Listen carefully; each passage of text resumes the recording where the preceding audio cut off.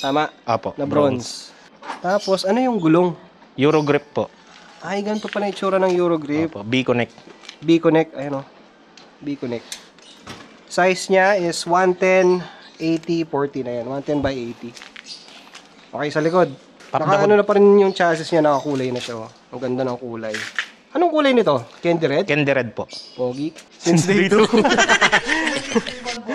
Oo nga, since day 2 to. Since day old. Ito boss, YSS G Sport. So magpapalit daw siya ng All-ins. All-ins. Soon. All-ins. Blurred. Blurred. Blurred ka sa akin. Kilala niyo yan, si Boy Tampal. Shoutout sa'yo, bossing. Ito, nandito na yung gawa mo. Tapos, sa crankcase, ayun, may cardinals, oh. Ano lang to, no?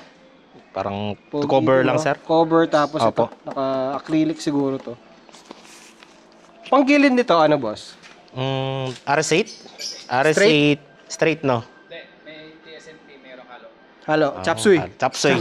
Chapsuy Para lang tayo. sa RS8. Okay lang yan, basta tama yung timpla. Walang TSMT, problema. gan.